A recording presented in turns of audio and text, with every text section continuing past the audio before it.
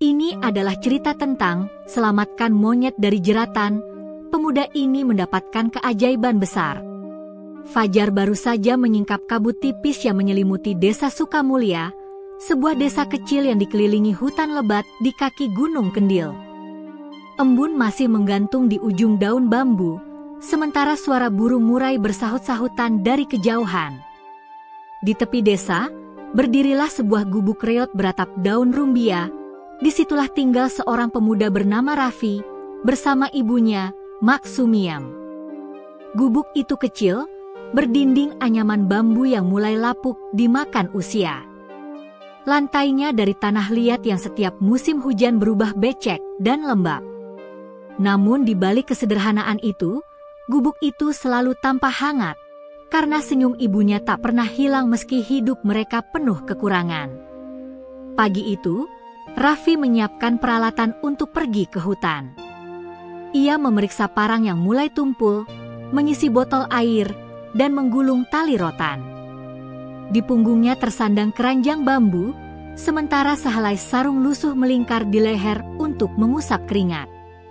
"Raffi, jangan terlalu jauh masuk ke rimba," pesan Maksumiam sambil menyiapkan nasi jagung dan ikan asin di daun pisang. "Iya, Bu. Aku cuma mau cari rotan di tepi sungai. Kalau beruntung, mungkin bisa bawa madu juga," jawab Raffi sambil tersenyum. Maksumiam menatap anaknya dengan mata lembut namun penuh kekhawatiran. "Hutan itu sekarang sudah banyak pemburu, Nak. Orang-orang tamak yang tak tahu dosa. Kalau kau bertemu mereka, jangan ikut-ikutan. Hutan itu bukan milik manusia saja." Raffi mengangguk. Ia tahu maksud ibunya. Sejak kecil, Maksumiam sering menceritakan legenda tentang penjaga hutan Rimbawana, sosok gaib berwujud kera putih yang dipercaya melindungi seluruh hewan di dalamnya. "Tenang saja, Bu," katanya pelan. "Aku tak akan menyakiti siapapun di sana. Hutan sudah seperti rumah bagiku." Ia mencium tangan ibunya dan melangkah keluar. Jalan setapak yang dilaluinya masih basah oleh embun. Udara pagi menusuk paru-paru, tapi di sanalah ia merasa paling bebas. Suara ranting patah, desau angin, dan aroma tanah basah, semua itu adalah musik bagi hatinya. Di sisi lain hutan, beberapa pria berwajah keras sedang menyiapkan jerat baja dan senapan angin. Mereka adalah kelompok pemburu liar dari desa seberang, dipimpin oleh Karta, lelaki berotot dengan bekas luka di wajahnya. "Pasang jerat di sepanjang jalur air," perintah Karta dengan suara serak. "Kera dan lutung sering lewat sini. Sekali kena, bisa kita jual mahal ke kota." Anak buahnya mengangguk dan mulai bekerja. Jerat-jerat baja itu mereka sembunyikan di balik semak, di dekat pohon-pohon pisang liar tempat monyet biasa mencari makan. Sementara itu, Raffi sudah sampai di perbatasan hutan rimba. Ia berhenti sejenak, menatap pepohonan tinggi yang menjulang seperti dinding hijau raksasa. Ia menarik napas panjang, seolah meminta izin. "Assalamualaikum, hutan. Aku datang bukan untuk merusak, hanya mencari rezeki secukupnya," bisiknya lirih. Langkahnya kemudian menembus rimbun semak, menapaki tanah lembek yang ditutupi daun-daun gugur. Burung-burung berterbangan di atas kepalanya, dan suara serangga berpadu dengan desir angin, menciptakan simfoni alami. Setelah hampir 1 jam berjalan, Raffi mulai memotong rotan liar dengan parang. Ia bekerja dengan hati-hati, tidak sembarangan menebas. Setiap kali ia memotong batang, ia selalu menunduk dan berkata pelan, "Maafkan aku, rotan, kau kuambil bukan untuk serakah, tapi untuk hidup." Inilah kebiasaan yang diwariskan Maksumiam sejak kecil, menghormati alam seperti menghormati manusia. Tiba-tiba, suara aneh terdengar dari arah lembah, seperti jeritan kecil bercampur erangan. Raffi tertegun, lalu menoleh. Suaranya terdengar lagi, kali ini lebih jelas. Itu bukan suara burung. Lebih mirip tangisan. Raffi mendekat perlahan, menembus semak berduri. Di balik batang pohon besar, matanya menangkap pemandangan memilukan, seekor monyet ekor panjang terjerat tali baja di kaki kanannya. Tubuhnya berlumur lumpur, matanya memerah, dan luka di kakinya meneteskan darah. Raffi terpaku. Ia tahu ini pasti jerat buatan pemburu. "Ya Allah, kasihan sekali kau," ucapnya pelan. Ia berjongkok, mencoba mendekat. Tapi monyet itu menjerit dan menggigit udara, ketakutan. "Tenang, aku nggak mau menyakitimu," bisik Raffi lembut, meniru suara ibunya saat menenangkan anak ayam yang terluka. Ia mengeluarkan parang kecil dari pinggangnya dan berusaha memotong tali jerat itu. Tali baja itu keras dan tajam. Saat mencoba menekan, tangannya tergores hingga berdarah. Tapi Raffi tidak berhenti. Ia menggigit bibirnya, menahan sakit, dan terus memotong sampai akhirnya klik. Tali itu putus. Monyet itu terjatuh, kakinya masih berdarah, tapi bebas. Raffi segera merobek kain dari sarungnya, lalu membalut luka itu sekenanya. Monyet itu masih ketakutan, tapi tatapannya mulai berubah. Ia menatap Raffi lama, matanya bening, seolah mengerti. "Sudah, kau aman sekarang. Aku akan bawa kau pulang, rawat sampai sembuh." Raffi mengambil sisa buah pisang dari tasnya dan memberikannya. Monyet itu menerima dan makan pelan-pelan. Ia tak lagi menghindar. Saat Raffi berdiri, monyet itu memanjat ke bahunya, memeluk lehernya erat. Raffi tertegun, lalu tersenyum kecil. "Baiklah, kalau begitu, ikut saja. Aku panggil kau Bono." Perjalanan pulang terasa berbeda. Setiap kali Raffi menoleh, Bono masih menatapnya dengan ekspresi seperti manusia, penuh rasa ingin tahu. Kadang ia menepuk kepala Raffi dengan tangan kecilnya, membuat pemuda itu tertawa. Namun di balik kebahagiaan kecil itu, awan hitam perlahan menggantung di atas pepohonan. Seekor burung gagak melintas rendah, dan dari kejauhan terdengar suara tembakan senapan. Raffi menoleh dengan cemas. "Pemburu sialan," gumamnya. Ia mempercepat langkah. Ia tahu, jika mereka tahu ia menolong hewan yang terjerat, hidupnya bisa dalam bahaya. Matahari sudah condong ke barat saat Raffi tiba di rumah. Mak Sumiem yang sedang menjemur padi di depan gubuk terkejut melihat anaknya datang membawa seekor monyet. "Ya Allah, Raffi, apa yang kau bawa itu?" "Ini Bono, Bu. Dia kena jerat di hutan. Luka kakinya parah. Aku nggak tega ninggalin." Mak Sumiem menghela napas panjang. "Nak, hutan itu punya penunggunya. Monyet bukan sembarang monyet.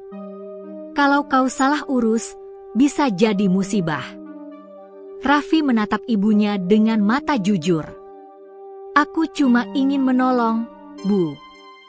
Kalau Tuhan tak suka, semoga aku yang menanggung akibatnya, bukan ibu."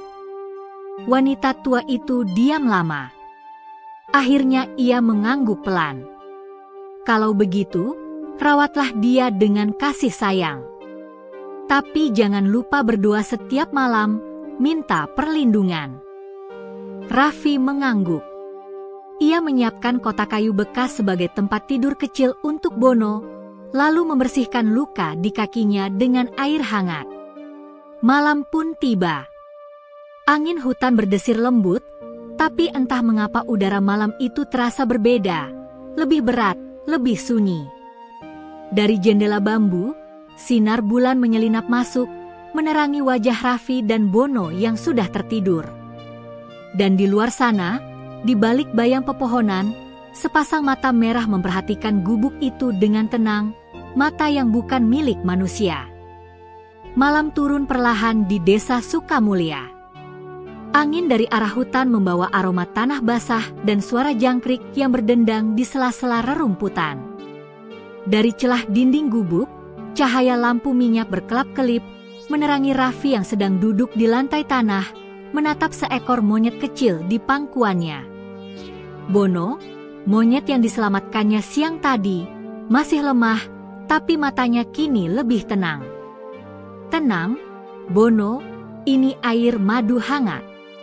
Sedikit saja ya, ucap Raffi lembut sambil meneteskan cairan manis ke mulut kecil hewan itu. Bono menjilatnya perlahan, lalu mengeluarkan suara lirih. Raffi tersenyum kecil. Bagus. Besok kau pasti sembuh. Aku janji gak akan biarkan pemburu-pemburu itu menyakitimu lagi. Maksumia memperhatikan dari sudut ruangan sambil menumbuk rempah di lesung batu. Nak, jangan terlalu sayang. Kalau dia benar-benar makhluk hutan, bisa-bisa dia kembali ke asalnya setelah sembuh. Raffi menoleh, wajahnya penuh keyakinan. Gak apa-apa, Bu. Aku cuma ingin dia tahu kalau manusia masih punya hati. Ibunya diam, namun dalam hatinya terselip rasa takut. Ia masih ingat cerita lama dari leluhur, siapapun yang menyentuh makhluk utusan hutan tanpa izin bisa tertimpa ujian berat. Malam semakin larut. Raffi akhirnya tertidur di tikar pandan, sementara Bono tidur di sampingnya, dibalut kain tipis. Namun sekitar tengah malam, sesuatu yang aneh terjadi. Cahaya bulan menembus celah-celah atap, membentuk garis putih di lantai tanah. Angin tiba-tiba berhenti. Suara jangkrik pun lenyap. Lalu terdengar suara, jeritan kecil dari arah luar gubuk. Raffi terbangun. Jantungnya berdegup kencang. Ia menoleh ke arah Bono, tapi monyet itu sudah tidak ada di sampingnya. Ia berdiri tergesa, mencari ke seluruh ruangan. Bono, kau di mana?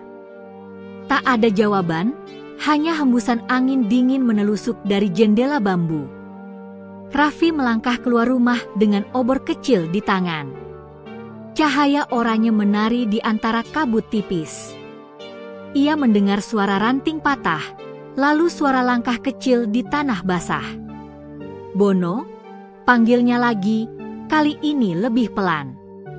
Suara itu muncul lagi, lebih dekat. Dari arah semak di belakang gubuk. Raffi mendekat, menunduk, dan di sanalah ia melihat sesuatu yang membuat napasnya tertahan. Bono berdiri tegak di tanah, tapi matanya menyala seperti bara api, merah keemasan. Di belakangnya, bayangan besar menyerupai sosok monyet raksasa tampak samar di antara kabut, seolah mengikuti gerakannya. Raffi tak bisa bergerak. Obor di tangannya bergetar. Ya Allah, apa ini? Monyet kecil itu menatapnya lama, lalu mengeluarkan suara aneh, seperti gumaman manusia. Terima kasih. Raffi terpaku. Suara itu lembut, nyaris tak terdengar, tapi jelas keluar dari arah Bono. Ia melangkah mundur, tapi kemudian tubuhnya terasa ringan, angin berputar di sekitarnya, membuat nyala obor padam. Dalam kegelapan, hanya mata Bono yang masih bercahaya. Lalu tiba-tiba, semua menjadi hening. Raffi terbangun dengan keringat dingin di wajahnya. Ia masih di dalam rumah, obor sudah mati, tapi Bono kembali tidur di sampingnya seperti semula. Aku bermimpi, gumamnya lirih. Tapi hatinya tahu, itu bukan mimpi. Di lantai tanah tempat Bono tadi berdiri, ada bekas cahaya melingkar seperti terbakar halus, bentuknya menyerupai simbol daun dan akar. Pagi datang disertai cahaya matahari yang menembus kabut. Maksumiem membangunkan Raffi dengan wajah cemas. "Nak, semalam aku dengar suara dari luar. Kau keluar rumah?" Raffi menatap ibunya, ragu. "Iya, Bu." Bono sempat hilang sebentar. Tapi sekarang dia baik-baik saja. Maksumiem menatap hewan kecil itu yang kini duduk di pundak Raffi. "Hati-hati, Nak. Bisa jadi dia bukan sekadar monyet. Bisa jadi dia utusan dari alam gaib."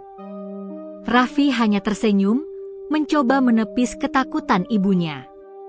Tapi dalam hatinya, perasaan aneh mulai tumbuh.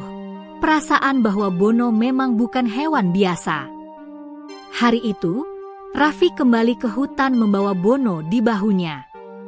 Ia ingin memeriksa apakah masih ada jerat lain di sekitar tempat ia menemukannya. Saat mereka tiba di lembah, udara di sekitar terasa lebih dingin dari biasanya. Burung-burung tak lagi berkicau. Hutan seolah menahan napas. Dan benar saja, di sana, puluhan jerat baja masih terpasang di sepanjang jalur sungai. Orang-orang ini benar-benar tak punya hati, gumam Raffi kesal. Ia berjongkok dan mulai memotong satu persatu jerat itu dengan parang kecilnya.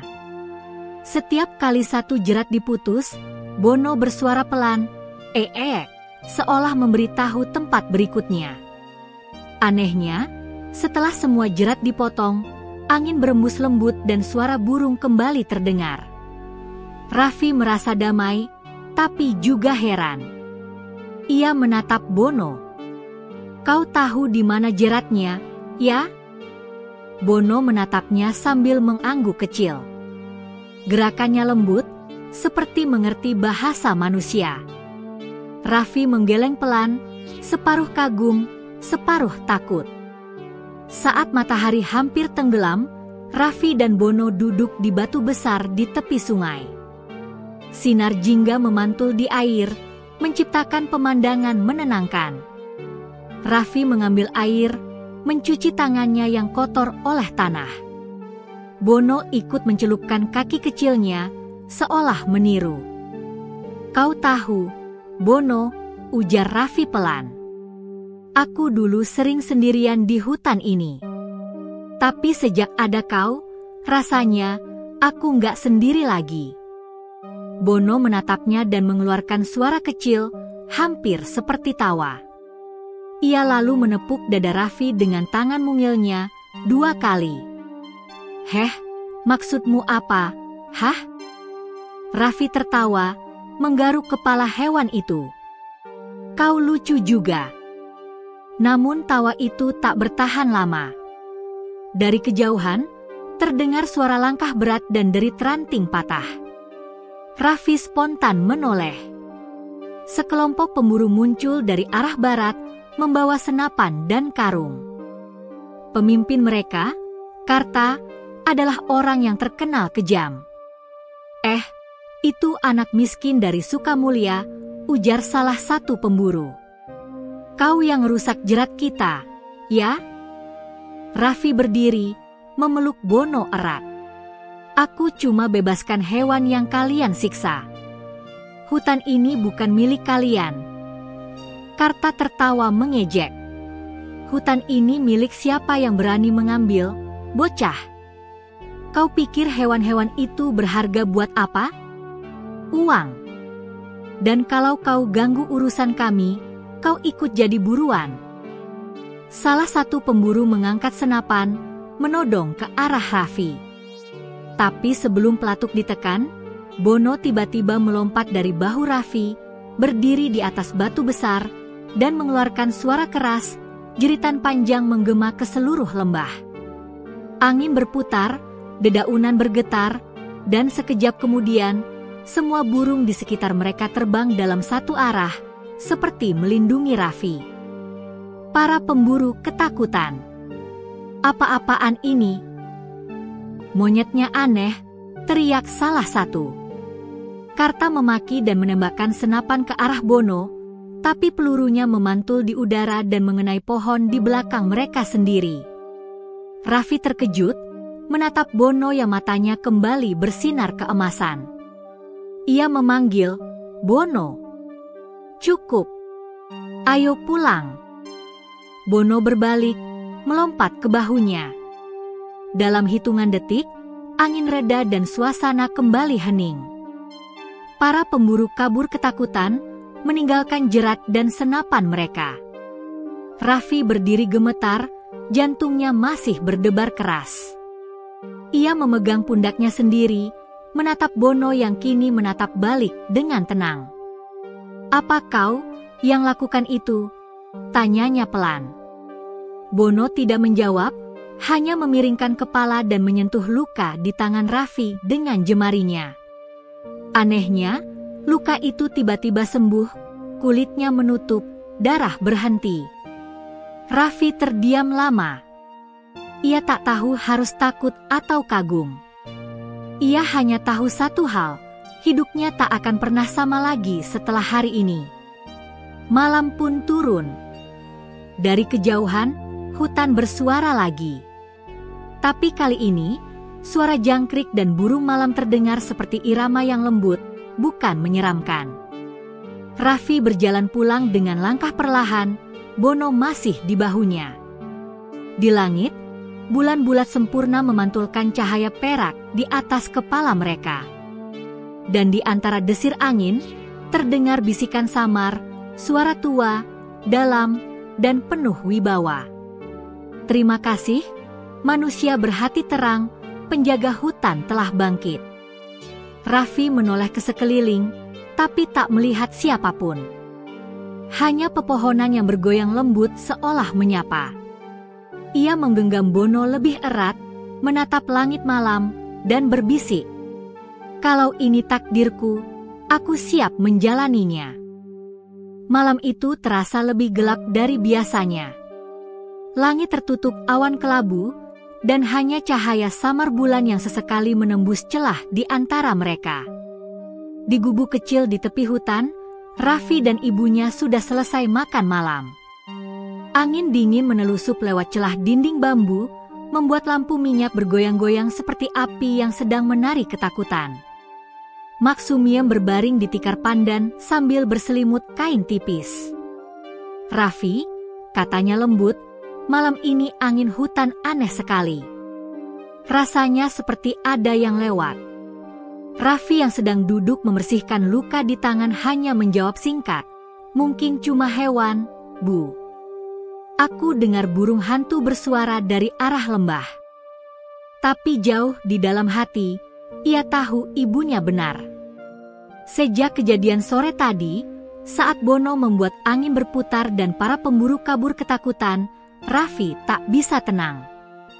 Setiap kali ia menatap mata monyet kecil itu, ada sesuatu yang tak bisa ia jelaskan. Seolah dalam tatapan itu tersimpan rahasia besar tentang hutan, alam, bahkan dirinya sendiri. Bono kini berbaring di samping tungku, matanya setengah terpejam. Raffi menatapnya dengan rasa sayang bercampur penasaran. Ia meraba kepala kecil itu perlahan. "Kau aneh sekali, Bono. Tapi entah kenapa, aku percaya padamu." Angin kembali bertiup kencang, kali ini dari arah hutan. Tirai kain di pintu bambu terangkat, dan dari celahnya tampak kilatan cahaya jauh di balik pepohonan. Seperti petir, tapi tanpa suara guntur. "Bu," panggil Raffi. Maksumiem membuka mata. "Aku lihat juga, Nak. Cahaya dari hutan itu bukan cahaya biasa." Tiba-tiba Bono membuka mata, menatap lurus ke arah luar gubuk. Matanya berpendar keemasan seperti bara api kecil. Tubuhnya bergetar, lalu perlahan berdiri tegak di atas dua kaki. Raffi menatapnya dengan napas tertahan. "Bono." Monyet itu menatapnya lama. Lalu, suara lembut namun dalam terdengar, bukan dari mulutnya, tapi langsung dari dalam kepala Raffi. "Raffi, dengarkanlah. Malam ini penjaga hutan memanggilmu." Raffi terlonjak. Ia memegangi kepala, mencoba memahami apa yang terjadi. Apa yang barusan aku dengar? Maksumiem bangkit ketakutan. Raffi, siapa yang bicara? Entahlah, Bu, tapi aku dengar suara di kepalaku. Suara yang menyebut namaku. Bono menatapnya lagi, lalu melompat ke pundaknya. Tubuh kecil itu memancarkan cahaya lembut. Seketika, seluruh gubuk terang benderang, seolah diterangi ratusan lilin. Maksumiem menjerit pelan dan bersembunyi di balik dinding. "Jangan takut, Bu," seru Raffi. Tapi dalam hatinya sendiri, ia pun gemetar hebat. Cahaya dari Bono makin kuat hingga membentuk lingkaran cahaya di lantai tanah. Raffi seperti ditarik masuk ke dalam pusaran itu. Sekelilingnya berubah, ia tak lagi berada di gubuk, melainkan di tengah padang hijau yang luas, diterangi bulan besar berwarna keemasan. Suara gemuruh lembu terdengar dari kejauhan. Pohon-pohon besar tumbuh mengelilinginya, daunnya berkilau seperti kaca. Dari antara pepohonan, muncul sosok raksasa menyerupai kera putih berjubah daun. Wajahnya tenang, matanya memancarkan cahaya kebijaksanaan. "Raffi, anak manusia berhati suci," suara itu bergema di seluruh ruang. "Kau telah membebaskan salah satu utusanku dari jerat kezaliman. Karena hatimu tulus, kami memberimu bagian dari kekuatan alam. Tapi ingat, kekuatan itu bukan untuk kesombongan, melainkan untuk menjaga keseimbangan." Raffi berlutut, suaranya bergetar. Siapa kau sebenarnya?" "Aku Hanawira, penjaga hutan Rimbawana. Bono adalah titisanku di dunia manusia. Kami mengujimu, dan kau lulus." Tiba-tiba angin berhembus kencang, dan dari arah barat muncul cahaya lain berbentuk lingkaran yang berputar di udara. Raffi menatapnya, dan dari sana meluncur seberkas sinar yang menembus dadanya. Ia terjatuh, tubuhnya bergetar, namun tak merasa sakit, hanya hangat. Ia melihat urat nadi di tangannya bercahaya, seolah darahnya berubah menjadi emas cair. "Mulai malam ini, setiap kebaikanmu akan menumbuhkan kehidupan. Tapi setiap amarahmu bisa membawa kehancuran.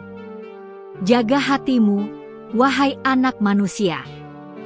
Raffi berusaha menjawab, tapi tubuhnya tiba-tiba ditarik mundur. Cahaya padam, dan semuanya gelap. Ketika Raffi membuka mata, ia sudah kembali di gubuk. Maksumiem memeluknya erat, wajahnya pucat. "Nak, kau pingsan.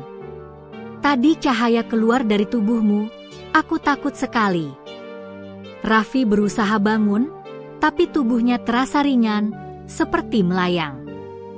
Ia melihat sekeliling, gubuknya kini berubah aneh.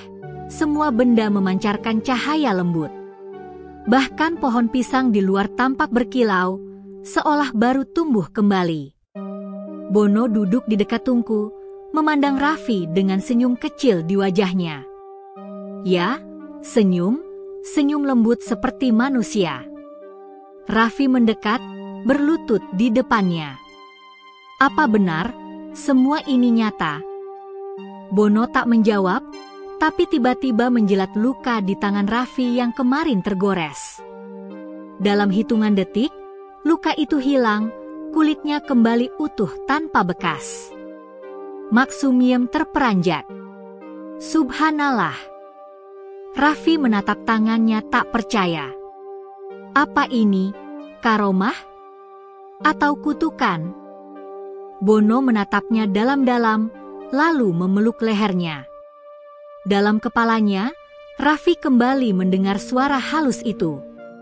"Kau terpilih bukan karena kekuatanmu, tapi karena belas kasihmu." Malam itu Raffi tak bisa tidur.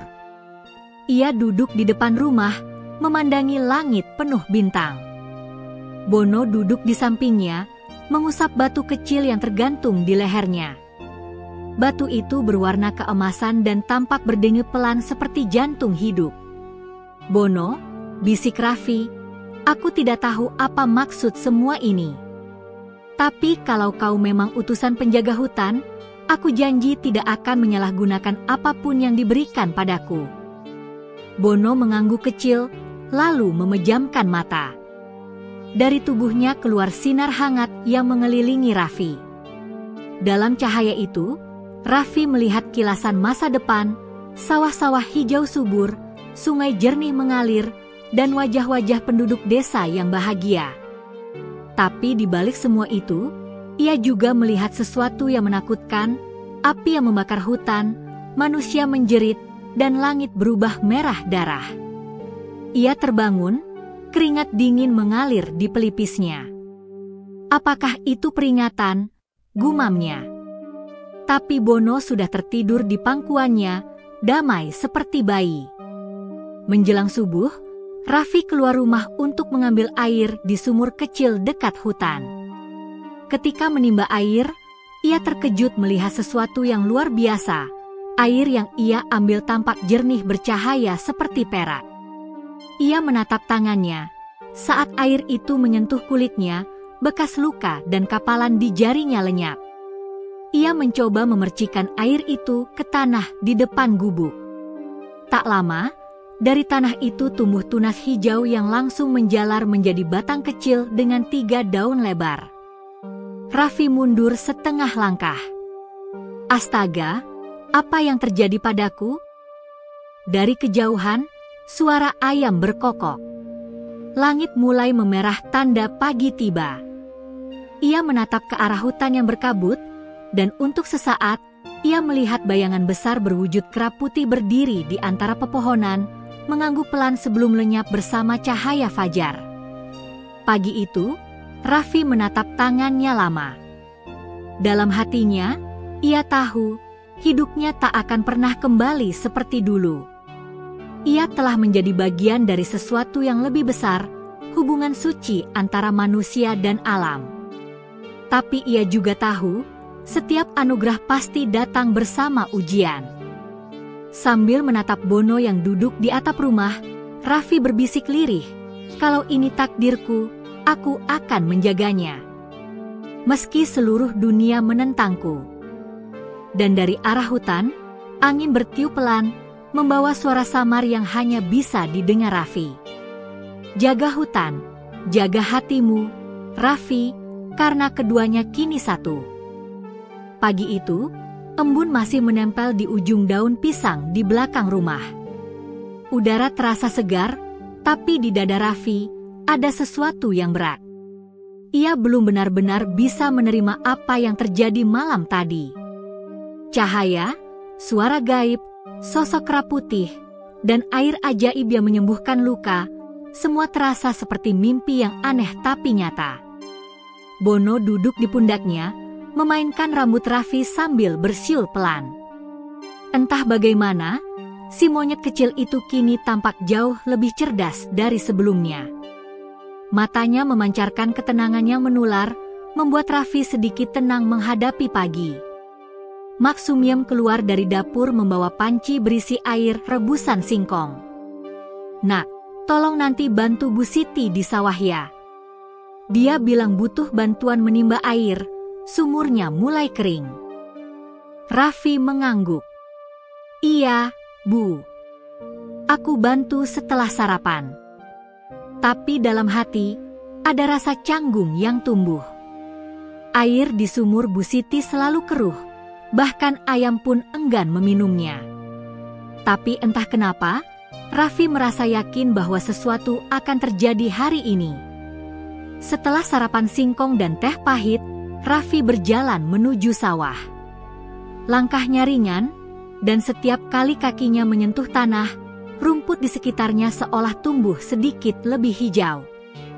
Ia tak sadar bahwa kekuatan itu sudah mulai bekerja. Bu Siti yang sudah menunggu di pematang menyambutnya dengan senyum lelah. "Alhamdulillah, Raffi datang juga. Air sumurku makin sedikit," "Nak, kalau kering begini terus, padi bisa mati." Raffi menatap ke dasar sumur. Benar saja, airnya hanya tersisa setengah ember. Bau lumpur menyengat. "Biar aku coba, Bu," kata Raffi pelan. Ia mengambil timba, lalu menurunkannya perlahan. Saat air itu menyentuh tangannya, ada sesuatu yang berdenyut dalam tubuhnya, hangat, lembut, tapi kuat. Ia menatap air itu lama, lalu tanpa berpikir panjang, memercikannya ke tanah di dekat padi yang layu. Sekejap kemudian, tanah yang kering berubah basah, dan daun-daun padi mulai menegak, seperti hidup kembali. Bu Siti menjerit kecil. "Ya Allah! Raffi, kau lihat itu? Padinya segar lagi." Raffi mundur setengah langkah, tak percaya. Ia menatap tangannya yang masih basah. Aku tidak tahu, Bu. Aku cuma memercikan air." Bono yang duduk di bahunya mengeluarkan suara kecil, seperti sedang tertawa. Bu Siti langsung sujud syukur. "Nak, kau ini anak berkah. Kau bawa rahmat dari langit." Raffi tersenyum kikuk. "Jangan bilang siapa-siapa dulu ya, Bu. Aku takut orang salah paham." Namun kabar ajaib itu menyebar lebih cepat dari angin. Sore harinya, hampir separuh warga desa datang ke rumah Raffi. Mereka membawa berbagai macam permintaan. Ada yang minta air agar kebunnya subur, ada yang minta kesembuhan untuk anaknya yang demam, bahkan ada yang sekadar ingin melihat Raffi menyentuh tanah dan menunggu keajaiban terjadi. Mak Sumiem kebingungan. "Nak, kenapa semua orang kesini?" Raffi hanya bisa diam. Ia duduk di beranda, menatap ember air di depannya. Ia mencoba menjelaskan, tapi lidahnya keluh. Bagaimana ia bisa menceritakan bahwa kekuatan itu datang dari monyet kecil bernama Bono, utusan penjaga hutan?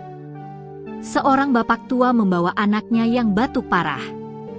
"Raffi, tolong, kalau benar airmu bisa menyembuhkan, bantu anakku." Raffi terdiam. Ia menatap anak kecil itu, wajah pucat, mata sayu, bibir kering. Ia tak tega. "Baik, Pak. Saya coba."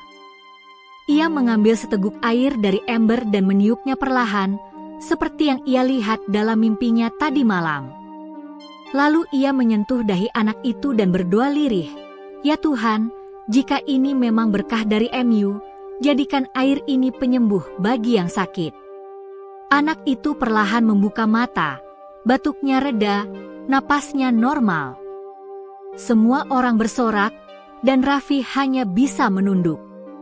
Mak Sumiem memeluknya. "Anakku, apa yang terjadi denganmu?" Raffi menatap Bono, dan untuk sesaat, monyet kecil itu menatap balik seolah berkata, "Ini baru permulaan." Malamnya, suasana desa berubah. Orang-orang berbicara tentang anak yang bisa menyembuhkan. Ada yang menyebut Raffi malaikat, ada yang bilang ia dukun muda. Tapi di sudut gelap hutan, kabar itu sampai ke telinga orang lain, kelompok pemburu yang dulu hampir membunuh Bono. Mereka berkumpul di sebuah pondok kayu, menyalakan rokok sambil tertawa sinis. "Anak itu yang menolong monyet waktu itu, kan?" tanya salah satu dari mereka, seorang lelaki bertubuh besar bernama Bargo. "Iya," jawab yang lain. "Dan sekarang katanya dia bisa menyembuhkan orang. Mungkin dia pakai ilmu dari hutan itu." Bargo menatap gelap ke arah desa. "Kalau begitu, kita harus cari tahu rahasianya. Siapa tahu ada harta atau kekuatan yang bisa dijual." Dari luar pondok, sepasang mata kecil mengintip Bono. Ia mendengar semuanya. Ia berlari secepat kilat kembali ke rumah Raffi, memanjat jendela dan berusaha membangunkannya. Raffi tersentak. Ada apa, Bono? Monyet itu menunjuk ke arah hutan, matanya berkilat. Dalam kepala Raffi, suara itu kembali terdengar. Bahaya datang dari arah barat. Mereka ingin merebut kekuatanmu. Raffi berdiri cepat. Mereka? Pemburu itu? Bono mengangguk. Kau belum siap melawan. Tapi ingat, kekuatanmu tidak hanya untuk menyembuhkan. Kau bisa melindungi.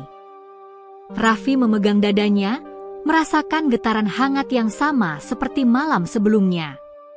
Ia keluar rumah, menatap ke arah hutan yang gelap. Angin berhembus kencang, membawa aroma tanah basah. Dalam kegelapan itu, ia bisa mendengar langkah-langkah kaki mendekat, perlahan tapi pasti. Pagi berikutnya, Raffi membantu warga di sawah lagi.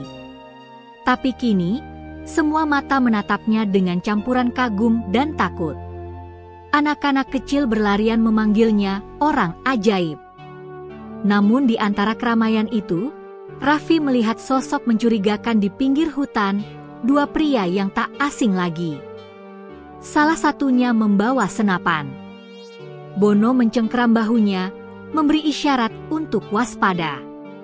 Raffi berpura-pura tenang, tapi jantungnya berdegup keras. Ia tahu, orang-orang itu bukan datang untuk bersahabat. Menjelang sore, hujan turun deras. Warga berlarian pulang, tapi Raffi tetap di sawah, menatap ke arah pohon besar tempat para pemburu tadi berdiri. Tiba-tiba kilat menyambar. Hujan menembus kulitnya, tapi ia tetap diam. Bono melompat ke tanah dan berdiri di depannya. Suara lembut muncul di kepalanya lagi. Raffi, kau akan diuji. Jangan takut pada mereka. Alam akan membelamu. Raffi menutup mata, mengangkat tangannya ke arah langit. Petir menyambar lagi, tapi kali ini berhenti tepat di atasnya.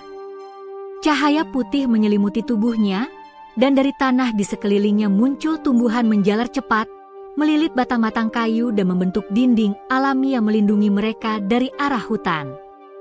Dari kejauhan, dua pemburu itu melihat kejadian itu dan terdiam. Apa yang barusan kita lihat? Bargo menelan ludah. Anak itu bukan manusia biasa. Mereka berlari meninggalkan tempat itu, ketakutan. Tapi Raffi tak mengejarnya. Ia berdiri diam di tengah hujan, tubuhnya bercahaya, wajahnya tenang seperti air yang baru saja menenangkan badai. Bono naik ke bahunya lagi, menatapnya bangga. Kau telah memulai jalanmu, penjaga baru. Raffi menatap langit. Hujan mulai reda, matahari muncul di balik awan. Ia tahu, setelah hari itu, hidupnya tak akan pernah sama. Kekuatan yang ia miliki bukan hanya anugerah, tapi juga amanah besar. Dan di balik keajaiban itu, ia mulai sadar bahwa ada tangan-tangan jahat yang siap menghancurkan keseimbangan antara manusia dan alam. Hujan semalam meninggalkan aroma tanah basah yang menenangkan. Tapi pagi itu, ketenangan itu terasa palsu, seperti kabut yang menutupi sesuatu yang lebih gelap. Raffi duduk di beranda rumahnya, menatap ke arah pepohonan di ujung desa. Sejak kejadian di sawah, banyak orang mulai menjauhinya. Mereka hormat, tapi juga takut. Anak-anak yang dulu suka bermain dengannya kini hanya mengintip dari jauh, lalu berlari setiap kali ia menoleh. Maksumia memperhatikan anaknya dengan mata penuh cemas. Raffi, kau tidak keluar hari ini? Bu Siti bilang panennya berhasil, katanya semua karena bantuanmu. Raffi hanya menggeleng pelan. Aku senang kalau sawah Bu Siti subur lagi, Bu. Tapi, aku takut orang salah paham. Aku bukan penyihir. Maksumiem tersenyum getir. Orang desa mudah kagum sekaligus mudah takut. Nak, yang penting kau tetap rendah hati. Bono yang duduk di bahu Raffi mengelus pipinya pelan, seolah menenangkan. Tapi tatapan matanya tampak waspada. Ia memandang ke arah hutan seperti sedang mengawasi sesuatu. Sejak pagi, monyet kecil itu tak henti mengeluarkan suara lirih dan sesekali menatap langit dengan gelisah. Sementara itu, di pondok kayu yang berada jauh di dalam hutan, 4 orang pria duduk mengelilingi meja kecil. Bau rokok dan arak memenuhi ruangan. Di atas meja, terbentang peta hutan yang sudah lusuh. Bargo, pemimpin kelompok pemburu itu, menatap peta dengan sorot mata tajam. "Aku tidak percaya mata kepalaku sendiri semalam," katanya pelan, suaranya parau. Anak itu mengendalikan tanah dan petir. Itu bukan manusia biasa. Seorang pemburu muda menimpali, mungkin dia dapat ilmu dari jin hutan. Atau dari monyet itu. Kau masih ingat? Monyet kecil yang dulu kita jerat tapi hilang entah kemana. Bargo mengepalkan tinjunya. Itu dia. Monyet itu sumber kekuatannya. Kalau kita bisa menangkapnya lagi, mungkin kita bisa dapatkan kekuatan itu juga. Lelaki tua yang duduk di pojok, dikenal dengan nama Pak Rango, mengangguk pelan. Hutan itu punya banyak rahasia, Bargo. Aku pernah dengar legenda tentang Hanawira, roh penjaga hutan yang bisa menurunkan berkah atau kutukan. Mungkin anak itu yang terpilih, dan monyet itu titisannya. Kalau benar, Bargo menatap tajam, berarti kalau kita tangkap monyet itu, kita bisa punya kekuatan seperti dia. Mereka semua terdiam sejenak. Hanya bunyi air hujan sisa semalam yang menetes dari atap. Bargo memadamkan rokoknya, berdiri, dan berkata tegas. "Malam ini, kita masuk lagi ke hutan. Tapi kali ini bukan untuk berburu kijang, melainkan memburu kekuatan itu." Di desa, Raffi dan Bono berjalan menyusuri tepi sungai. Airnya kini jernih dan mengalir tenang berkat siraman air ajaib yang dulu muncul dari tangannya. Tapi di dalam hati, Raffi merasa gelisah. Ia terus memikirkan mimpi aneh yang menghantuinya beberapa malam terakhir, mimpi tentang hutan terbakar dan monyet-monyet berlarian ketakutan. Ia menatap Bono. "Apakah aku akan menyebabkan bencana?" Bono menatapnya lembut. Suara itu kembali terdengar di benaknya. "Tidak, Raffi. Tapi manusia serakah akan mencoba mengambil apa yang bukan miliknya. Saat itu tiba, kau harus siap melindungi hutan ini." "Melindungi?" gumam Raffi.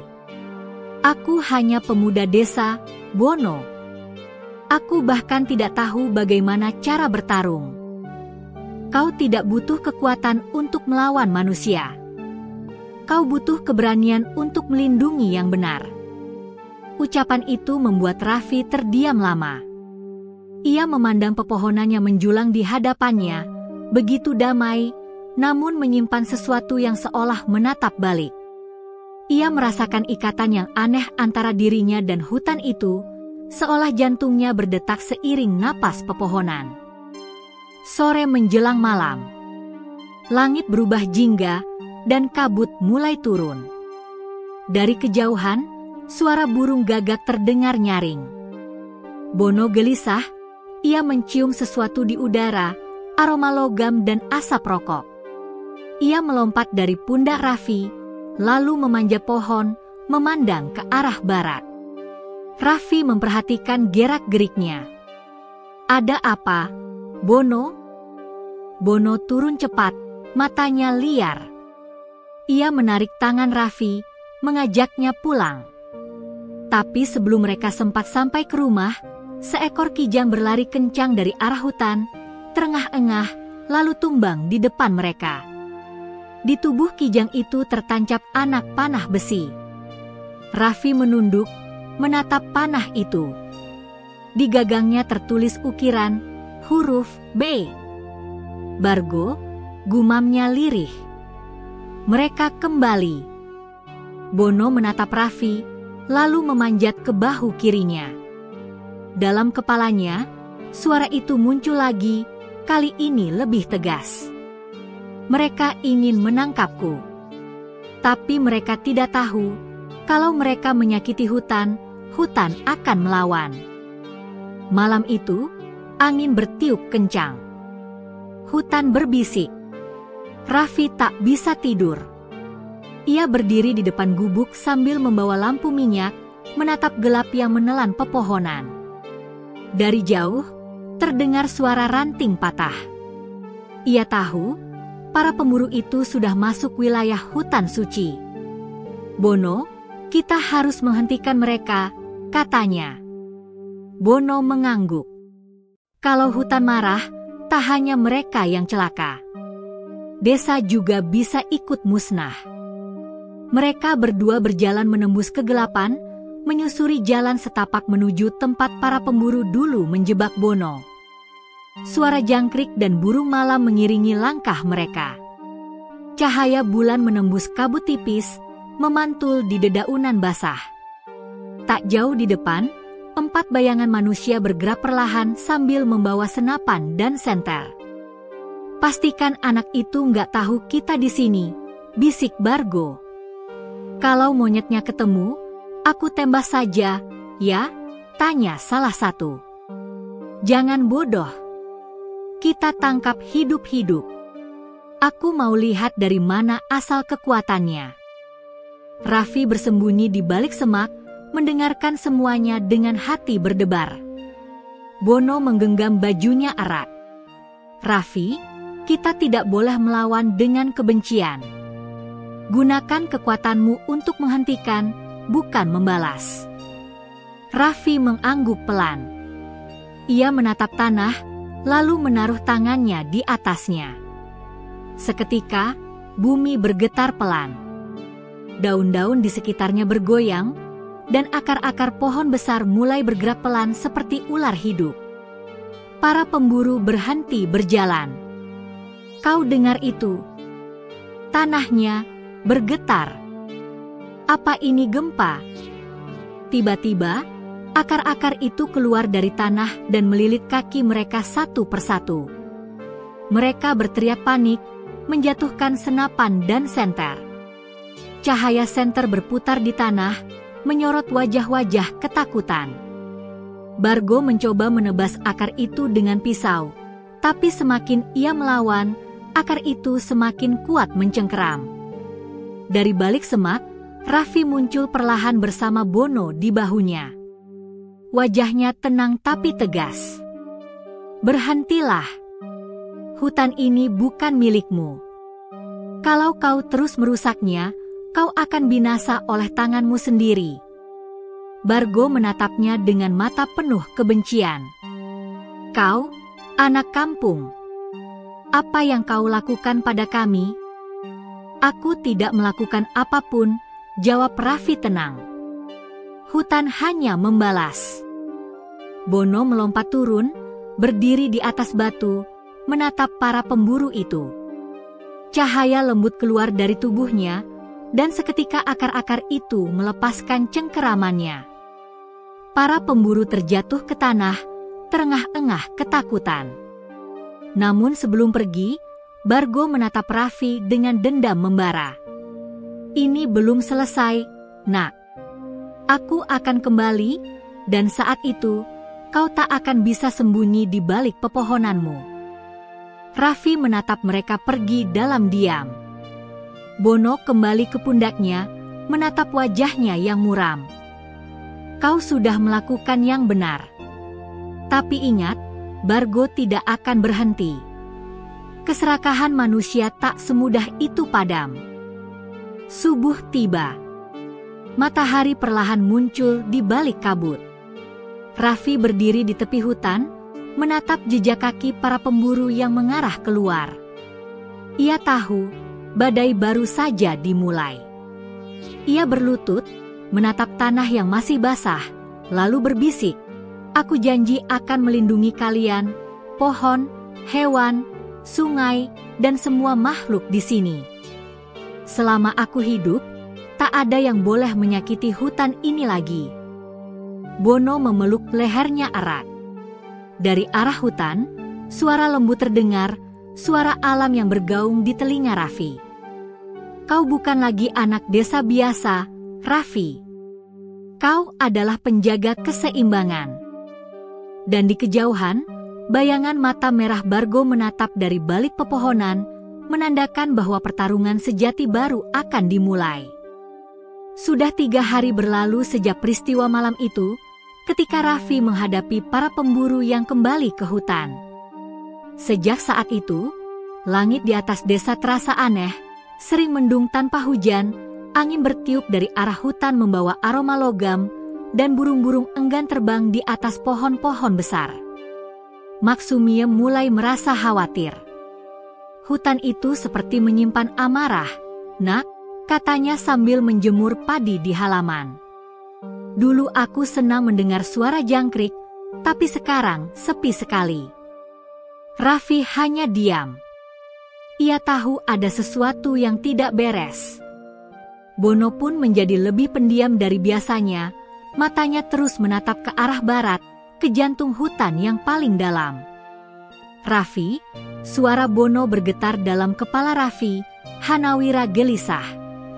Bargo dan kelompoknya telah kembali, tapi bukan untuk memburu hewan. Mereka membawa alat berat, mesin, dan api. "Mesin?" Raffi menatapnya tak percaya. "Mereka mau menebang hutan?" Bono mengangguk. "Mereka ingin membuka lahan. Mereka tak tahu batas suci. Jika mereka teruskan, bukan hanya hutan yang binasa, tapi seluruh desa bisa ikut hancur." Raffi terdiam lama. Ia menggenggam tanah, merasakan getaran samar, bumi seolah bernapas cepat, seperti seseorang yang sedang menahan amarah besar. Sore itu, dari kejauhan terdengar suara berulang, "BRMMM, BRMMM, BRMMM." Suara mesin gergaji dan truk. Asap hitam naik dari ujung hutan. Burung-burung beterbangan panik, monyet-monyet berlarian menyeberang sungai, dan kijang-kijang keluar ke pematang sawah, sesuatu yang tak pernah terjadi sebelumnya. Warga desa keluar rumah, menatap kebingungan. "Ada apa dengan hutan?" tanya mereka. Raffi menatap jauh, wajahnya pucat. Ia tahu apa yang sedang terjadi. Bargo benar-benar nekat. Bersama Bono, ia berlari menuju arah suara mesin itu. Angin menampar wajahnya, dedaunan berjatuhan di belakang. Di tengah perjalanan, ia melihat pohon besar yang dulu menjadi tempat bersarang burung elang telah tumbang, batangnya ditebang kasar dan kulitnya menghitam karena terbakar. "Tidak," bisiknya. Ia menatap batang pohon itu seperti menatap tubuh sahabat yang mati. Bono melompat ke atas batang kayu itu, menatap sedih. Keseimbangan sudah terganggu. Hanawira tidak akan diam. Di tengah area hutan yang kini berubah seperti medan perang, Bargo dan anak buahnya sibuk bekerja. Mereka menebang satu pohon raksasa yang disebut warga pohon induk, pohon yang dipercaya sebagai sumber kehidupan seluruh hutan. "Cepat! Tebang sampai akar," teriak Bargo sambil memegang kapak besar. "Kalau kayu ini kita jual ke kota, kita bisa kaya." Seorang rekannya ragu. "Tapi, Bang, pohon ini aneh. Lihat, getahnya keluar warna merah." "Ah, itu cuma kebetulan. Teruskan." Namun begitu kapak terakhir menembus batang, bumi bergetar. Angin mendadak berhenti. Burung, serangga, bahkan suara air pun terdiam. Sejenak, dunia membeku. Lalu dari celah batang pohon yang roboh, keluar asap hitam pekat disertai suara menggelegar seperti ratusan guntur menabrak satu titik. Bargo terjatuh, menutup telinga. Apa itu? Dari dalam asap itu, muncul bentuk samar, sosok besar berwarna perak kehijauan, menyerupai kera raksasa dengan mata menyala. Hanawira. Suara berat bergema di udara. Kalian telah menebang nadi bumi. Kalian menyalakan amarahku. Para pemburu menjerit, berlarian ke segala arah. Tapi akar-akar pohon hidup melilit kaki mereka. Batu-batu berguling, tanah naik seperti gelombang laut. Truk terguling, gergaji terbelah. Alam benar-benar marah. Raffi tiba tepat saat badai tanah itu mulai mengamuk. Ia melihat kilatan cahaya dari arah tengah hutan, tempat Hanawira muncul. Bono menatapnya panik. Kau harus menghentikannya, Raffi. Hanawira tidak bisa membedakan lagi mana musuh dan mana yang tak bersalah. Amarahnya buta. Raffi berlari, melewati dahan-dahan tumbang, lumpur, dan akar yang hidup. Angin menekan tubuhnya seperti ribuan tangan yang mencoba mendorongnya mundur, tapi ia terus maju. Hanawira, teriaknya sekuat tenaga. Berhenti. Mereka memang salah, tapi kau akan menghancurkan semuanya. Namun sosok besar itu tak menjawab. Matanya bersinar merah, dan setiap langkahnya membuat tanah retak. Sungai di dekat situ meluap, menelan batang-batang pohon yang mengapung. Raffi terjatuh, lututnya berdarah. Bono berlari ke arah Hanawira dan berdiri di depannya, tubuh kecilnya bersinar terang. Tuan Hanawira, lihatlah Raffi. Ia pewarismu. Cahaya dari Bono menembus kabut, dan untuk sesaat Hanawira berhenti bergerak. Matanya berubah dari merah menjadi hijau, tapi suaranya masih berat dan penuh amarah. Dia manusia. Umat yang telah berulang kali melukai hutan ini. Mengapa aku harus percaya padanya? Raffi berdiri gemetar, menatap ke atas. Karena tidak semua manusia serakah. Aku hanya ingin menebus dosa-dosa mereka. Biarkan aku memperbaiki ini. Hanawira menunduk, suaranya bergema seperti ribuan gemuruh petir. Jika kau benar-benar tulus, buktikan. Hentikan amarahku sebelum air sungai menelan desa kalian. Raffi menutup mata, memusatkan pikirannya. Ia meletakkan kedua telapak tangannya di tanah yang bergetar hebat. Dalam sekejap, seluruh tubuhnya bersinar, cahaya yang sama seperti malam ketika ia pertama kali mendapat anugerah. Ia berbisik, "Wahai bumi, tenanglah. Aku mendengar sakitmu. Aku merasakan luka di batang dan akar. Tapi jangan kau balas dengan kebencian, balaslah dengan kehidupan." Tanah di bawahnya mulai bergetar lembut. Dari celah retakan, tumbuh pucuk-pucuk hijau kecil yang memanjang, menutup bekas tebasan kapak. Air sungai yang meluap perlahan surut, dan angin yang berputar mulai mereda. Hanawira menatap Raffi lama, lalu mengangkat tangannya yang besar dan menepuk dada sendiri. Kau telah menenangkan bumi, anak manusia. Kau benar-benar penjaga keseimbangan yang baru. Bono tersenyum lega. Tubuhnya yang sempat bercahaya kini meredup perlahan, kembali ke wujud semula. Tapi di matanya ada sinar bangga. Namun di sisi lain, Bargo yang bersembunyi di balik batu menatap pemandangan itu dengan mata merah menyala oleh dendam dan ketamakan. Anak itu bisa mengendalikan alam, kalau aku bisa menguasainya, aku akan jadi penguasa dunia, gumamnya. Ia menggenggam tanah dan berlari pergi dalam diam, menyusun rencana baru yang jauh lebih berbahaya. Ketika badai berhenti, Raffi jatuh tersungkur. Tubuhnya lemas, napasnya tersengal. Hanawira menunduk, mengulurkan tangan besar dari cahaya, menyentuh bahu Raffi. Kau sudah menyelamatkan mereka semua. Tapi ingat, keseimbangan ini rapuh.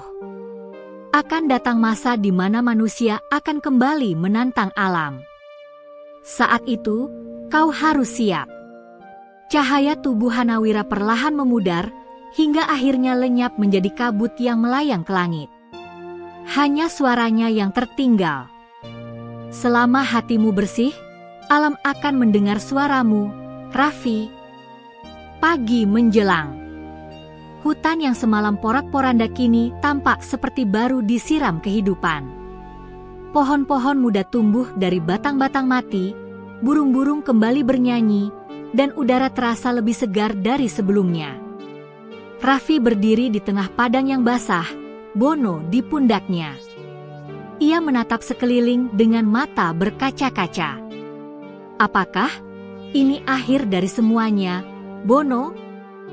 Bono menatapnya, lalu menjawab pelan dalam benaknya. Belum, Raffi. Ini baru awal. Alam sudah tenang, tapi manusia belum belajar. Raffi menarik napas panjang, menatap sinar matahari yang muncul dari balik kabut. Ia tahu tugasnya belum selesai. Di luar sana, masih banyak manusia seperti Bargo, tamak, haus kuasa, dan buta akan keseimbangan. Namun kini ia tak takut lagi.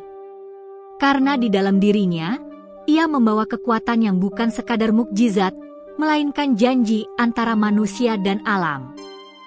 Kabut tebal menggantung di antara pepohonan, menyelimuti seluruh hutan dengan warna kelabu kehijauan. Suara jangkrik lenyap, angin pun seolah berhenti berembus. Di tengah keheningan itu, hanya terdengar desis akar-akar yang bergerak di bawah tanah dan gelegar langkah dua manusia. Satu memancarkan cahaya lembut, satunya lagi diselimuti bayangan pekat. Raffi berdiri dengan napas tersengal, kakinya menapak di tanah yang mulai retak. Cahaya putih kehijauan berdenyut dari dadanya, menandakan kekuatan alam masih mengalir di dalam dirinya. Di sisi lain, Bargo tampak seperti bayangan manusia. Kulitnya mengeras seperti batu, matanya menyala hitam, dan urat-urat tubuhnya berdenyut memancarkan asap hitam pekat. Raffi, suara Bargo dalam, bergemuruh seperti petir di dalam dada bumi. Kau pikir alam akan terus berpihak padamu? Alam tidak mengenal kasih sayang. Alam hanya mengenal kekuatan. Raffi menatapnya tajam. Bukan kekuatan yang menjaga alam, Bargo, tapi keseimbangan. Kau telah menghancurkannya dengan keserakahanmu. Bargo tertawa keras. Keseimbangan? Kata itu hanya pembenaran bagi yang lemah. Kau hidup miskin, dianggap gila karena bicara dengan monyet, dan sekarang kau berlagak jadi penyelamat dunia? Tidak ada yang peduli padamu, Raffi. Tidak ada yang peduli pada alam ini. Hanya aku yang peduli, karena aku akan menguasainya. Dengan teriakan itu, Bargo menghentakkan kakinya ke tanah. Dalam sekejap, akar-akar hitam mencuat dari bumi, meluncur seperti ular raksasa. Pohon-pohon di sekeliling mereka roboh, tanah bergetar hebat. Raffi berlari menghindar, loncat ke batang besar, namun satu akar berhasil melilit kakinya dan menariknya ke tanah. Bargo, hentikan, seru Raffi sambil berusaha melepaskan diri. Tapi Bargo mengangkat tangannya, dan akar itu menjerat lebih kuat, menimbulkan luka berdarah di pergelangan kaki Raffi. Kau tidak akan bisa menghentikan aku lagi. Bono yang sejak tadi bersembunyi di atas dahan melompat turun, menabrak wajah Bargo dengan kekuatan kecilnya. Tapi Bargo menangkap tubuh mungil itu, menatapnya dengan senyum dingin. Ah, monyet kesayanganmu, katanya sinis. Mungkin kalau aku menghancurkannya dulu, kau akan tahu rasanya kehilangan. Jangan, teriak Raffi, matanya menyala terang. Dalam sekejap, cahaya hijau memancar dari tubuhnya, menembus akar yang melilitnya. Ia berdiri tegap, matanya bersinar seperti dua zamrud yang menyala di malam gelap. Ia mengangkat tangannya ke langit. Wahai alam, dengarlah suaraku. Aku tidak ingin membunuh, aku hanya ingin menyeimbangkan. Bumi bergetar. Dari celah tanah keluar akar-akar baru berwarna keemasan, menumbuk akar-akar hitam milik Bargo. Dua kekuatan saling bertabrakan, menghasilkan ledakan cahaya hijau dan hitam yang berputar seperti pusaran raksasa di tengah hutan.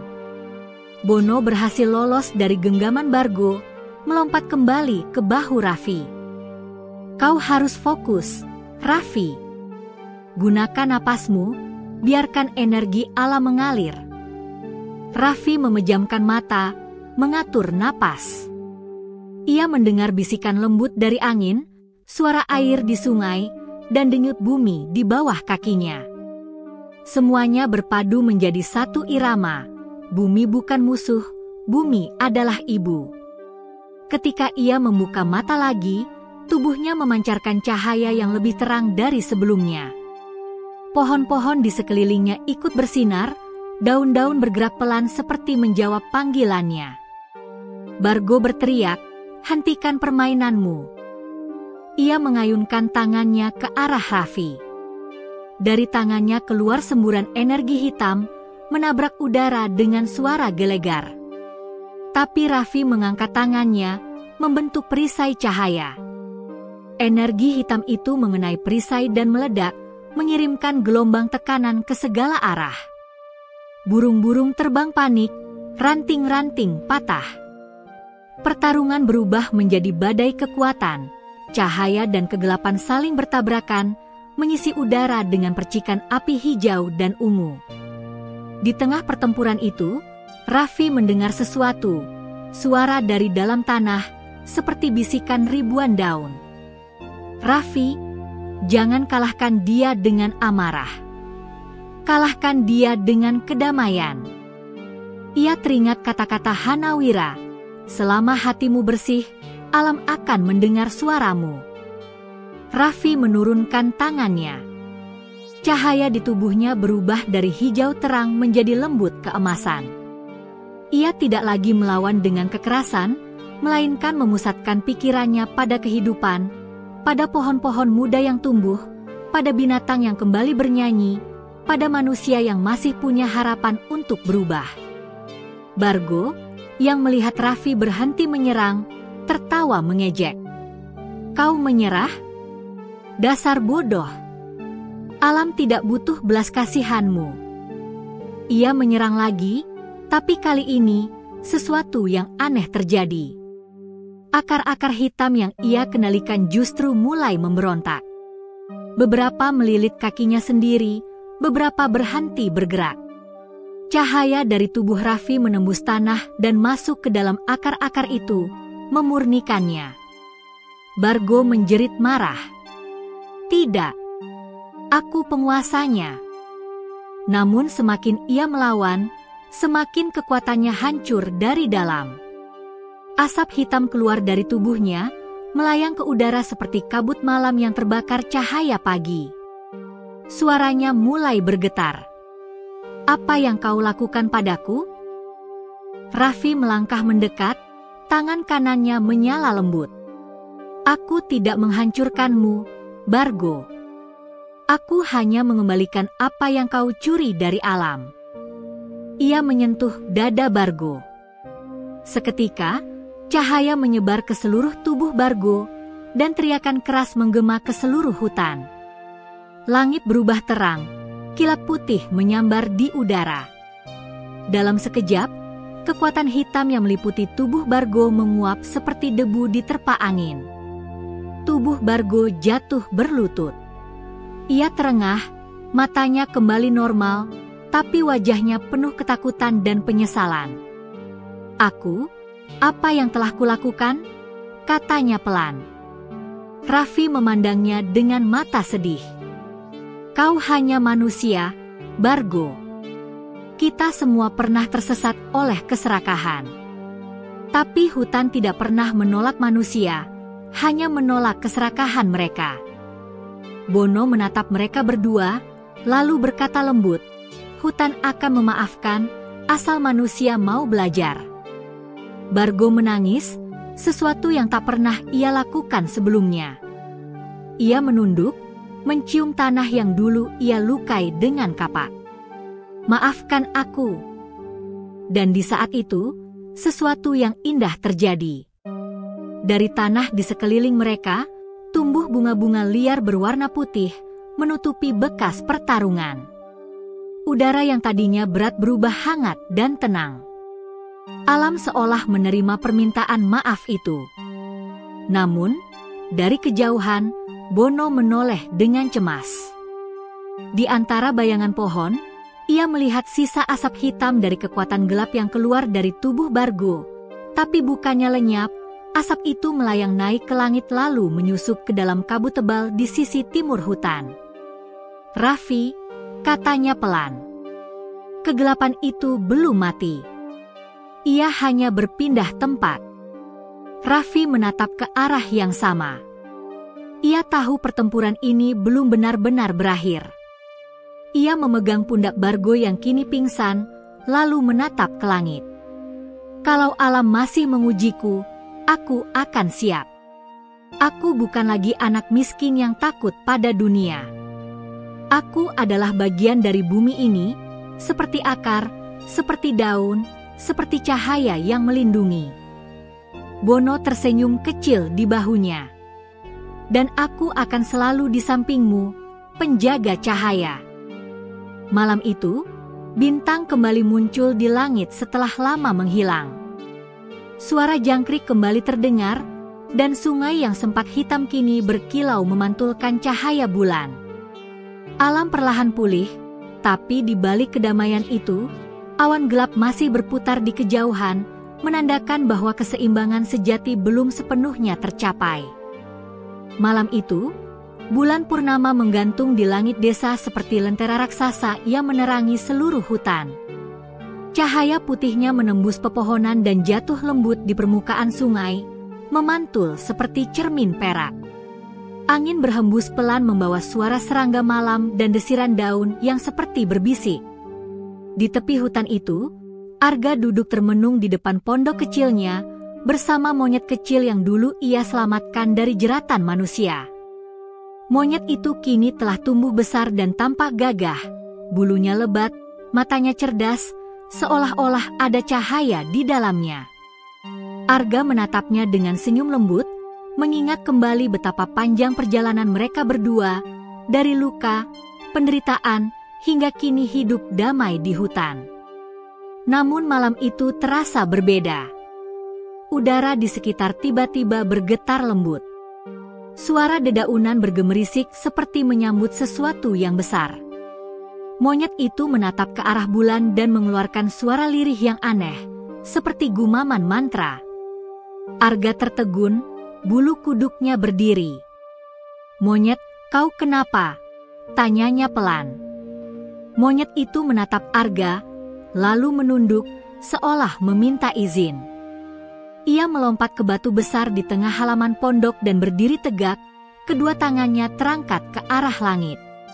Seketika cahaya bulan menyorot tubuhnya, dan tubuh monyet itu memancarkan sinar keemasan. Arga menutup matanya karena silau, lalu terjatuh ke tanah karena getaran yang terasa hingga ke dadanya. Ketika Arga membuka mata, ia melihat pemandangan yang membuatnya nyaris tak bisa bernapas. Tubuh monyet itu perlahan berubah. Bulunya lenyap digantikan kulit manusia. Ekornya menghilang, wajahnya memanjang menjadi bentuk manusia dewasa yang gagah, namun dengan mata yang masih sama, mata penuh kasih seperti monyet kecil yang pernah ia tolong. Di hadapan Arga kini berdiri seorang pria berpakaian putih bersih, tubuhnya memancarkan cahaya lembut, wajahnya teduh dan menenangkan. "Arga," suara itu bergema lembut namun kuat, "aku bukanlah monyet biasa. Aku adalah penjaga hutan ini. Dulu aku dikutuk menjadi seekor monyet karena kesalahanku yang sombong terhadap manusia. Tapi kebaikanmu telah mematahkan kutukan itu." Arga terdiam. Ia tak mampu berkata apa-apa. Matanya berkaca-kaca, tak percaya bahwa hewan yang selama ini ia rawat adalah makhluk suci yang menyamar. "Selama ini, kau menyamar?" tanya Arga terbata. Pria itu tersenyum. "Aku harus belajar tentang kasih sayang, tentang ketulusan manusia. Dan kau, Arga, telah menunjukkan semuanya. Kau menolong tanpa pamrih, memberi tanpa mengharap balas. Karena itu, malam ini aku datang untuk membalas kebaikanmu." Tiba-tiba, tanah di bawah mereka bergetar lembut. Cahaya bulan semakin terang, membentuk lingkaran cahaya di sekeliling mereka. Dari tanah, muncul bunga-bunga hutan yang bermekaran seketika, mengeluarkan aroma harum yang belum pernah ada sebelumnya. Angin berputar mengelilingi mereka seperti menari. Pria itu mengangkat tangannya dan berkata, "Mulai malam ini, hutan ini akan selalu melindungimu dan seluruh penduduk desa. Tak akan ada kekeringan, tak akan ada kelaparan. Dan kau, Arga, akan mendapat anugerah yang lebih besar." Cahaya itu menembus dada Arga. Ia menjerit pelan karena tubuhnya seolah disiram air hangat bercahaya. Dalam sekejap, pikirannya menjadi jernih. Ia bisa merasakan detak bumi, mendengar bisikan angin, bahkan memahami suara binatang di sekitarnya. Ia seperti terhubung langsung dengan alam. Apa yang terjadi padaku?" tanya Arga dengan napas tersengal. "Mulai sekarang, kau menjadi penjaga baru hutan ini," jawab pria itu lembut. "Kau akan bisa berbicara dengan semua makhluk, menyembuhkan luka mereka, dan menjaga keseimbangan antara manusia dan alam." Air mata Arga menetes. Ia menunduk, terharu. Ia tidak pernah mengira bahwa kebaikan kecil yang ia lakukan, menyelamatkan seekor monyet dari jeratan manusia, akan mengubah hidupnya sampai sejauh ini. Pria itu melangkah mendekat, menyentuh pundak Arga. "Ingat, Arga, keajaiban hanya datang kepada hati yang bersih. Jangan gunakan anugerah ini untuk keserakahan manusia. Gunakanlah untuk melindungi, bukan menguasai." Perlahan, tubuh pria itu mulai memudar. Cahaya yang mengelilinginya terangkat ke langit, bergabung dengan sinar bulan. Dalam sekejap, ia lenyap, meninggalkan hanya aroma wangi bunga dan ketenangan yang menyelimuti malam. Arga menatap langit dengan air mata bahagia. Ia berlutut di tanah, menunduk, dan berdoa dalam hati. Di sekelilingnya, binatang-binatang hutan keluar dari persembunyian, rusa, burung, bahkan serigala liar, semuanya mendekat tanpa rasa takut. Mereka mengelilinginya, seolah tahu bahwa kini Arga adalah bagian dari mereka. Seekor burung hantu hinggap di bahunya dan berkata dengan suara yang lembut namun jelas, "Selamat datang, penjaga hutan." Arga tersenyum lemah. "Aku tak pantas disebut begitu, aku hanya manusia biasa." "Justru karena itu," balas burung hantu itu, "kau layak mendapatkan anugerah ini." Malam itu menjadi malam paling sakral dalam hidup Arga. Cahaya bulan menuntunnya menuju sebuah takdir baru, takdir yang tak hanya mengubah dirinya, tapi juga seluruh desa. Karena mulai saat itu, hujan turun dengan teratur, tanah menjadi subur, dan semua makhluk hidup berdampingan dengan damai. Dan di tengah hutan, setiap kali bulan purnama muncul, warga desa sering melihat sosok Arga berdiri di antara pepohonan, dengan cahaya lembut di sekitarnya, ditemani seekor monyet putih yang tampak tersenyum, seolah mereka berdua masih menjaga dunia bersama. Malam purnama itu bukan sekadar malam ajaib, tapi awal dari keajaiban besar yang akan dikenang selamanya oleh seluruh penduduk desa. simbol bulan purnama kilauan. Sejak malam purnama itu, hidup Arga tidak pernah sama lagi. Desa kecil yang dulu gersang dan terlupakan kini berubah menjadi tempat yang makmur dan damai. Sungai yang dulu kering kini mengalir jernih sepanjang tahun. Sawah menghijau sejauh mata memandang, dan hasil panen berlimpah tanpa hama.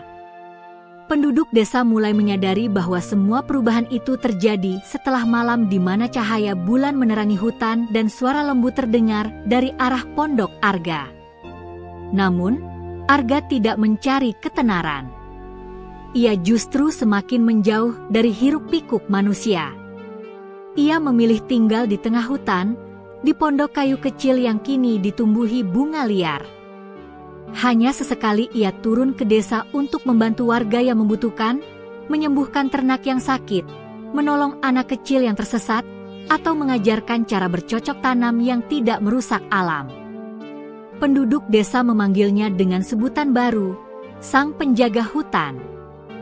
Sebutan itu tersebar dari mulut ke mulut, bahkan sampai ke desa-desa lain yang jauh. Banyak orang datang mencari Arga untuk meminta pertolongan. Namun Arga selalu berkata lembut, "Aku hanya manusia biasa. Yang menolong kalian bukan aku, tapi alam yang kalian jaga bersama." Suatu hari, datanglah sekelompok penebang liar dari kota.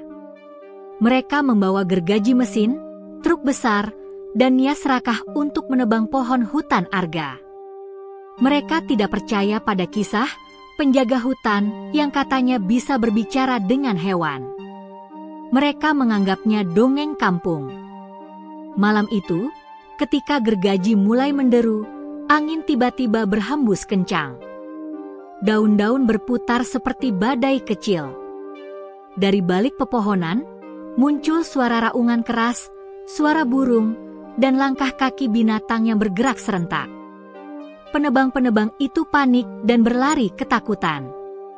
Mereka melihat sosok pria berpakaian sederhana berdiri di tengah jalan setapak, dikelilingi ratusan binatang, rusa, kijang, monyet, elang, bahkan harimau, semuanya berdiri diam, tenang, tanpa menyerang. Hanya menatap manusia-manusia serakah itu. Arga menatap mereka dengan tatapan dalam yang penuh kasih namun tegas. "Pergilah dari sini," katanya lembut. "Hutan ini bukan milik manusia. Ini rumah kehidupan. Jika kau merusaknya, maka hidupmu pun akan kehilangan keseimbangan." Salah satu penebang gemetar, menjatuhkan gergajinya. Kau siapa sebenarnya?" "Aku hanyalah orang yang dulu pernah menolong seekor monyet kecil," jawab Arga sambil tersenyum. "Dan sejak saat itu, aku belajar bahwa satu perbuatan baik dapat mengubah dunia." Suara itu bergema lembut, tapi di telinga para penebang terdengar seperti peringatan dari bumi sendiri. Mereka pun berlari meninggalkan hutan, tak pernah kembali lagi.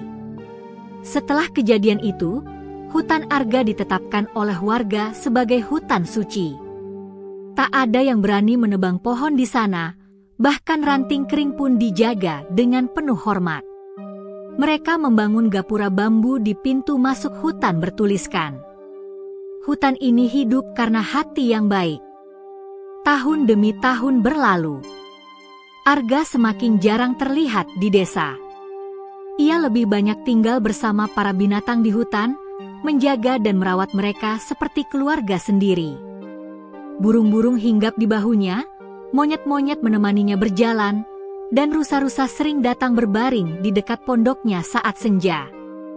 Namun suatu hari, kabar menyebar bahwa Arga jatuh sakit. Ia tak lagi keluar dari pondoknya. Warga desa berbondong-bondong datang ke tepi hutan, tapi mereka tidak berani masuk terlalu dalam. Mereka hanya bisa memanggil dari jauh, "Arga, penjaga hutan. Apakah kau baik-baik saja?"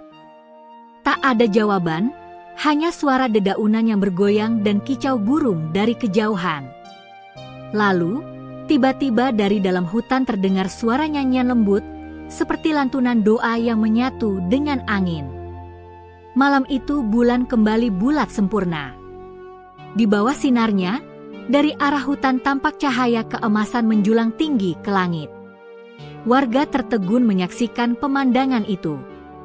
Suara binatang terdengar bersahut-sahutan, seolah sedang mengantarkan kepergian seseorang yang mereka cintai. Keesokan paginya, beberapa warga memberanikan diri masuk ke hutan. Mereka menemukan pondok Arga kosong. Di dalamnya hanya ada sebatang tongkat kayu dan selembar kain putih yang tertinggal di atas batu.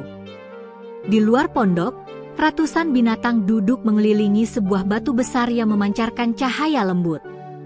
Di atas batu itu, tumbuh setangkai bunga aneh berwarna perak, bercahaya halus seperti sinar bulan. Warga desa menunduk penuh haru. Mereka tahu, Arga telah kembali ke asalnya, menyatu dengan alam yang ia cintai.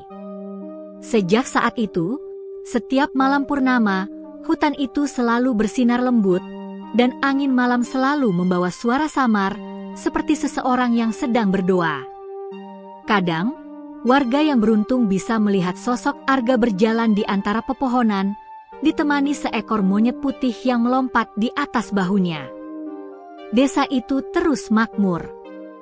Tidak pernah ada bencana, tidak pernah ada kelaparan.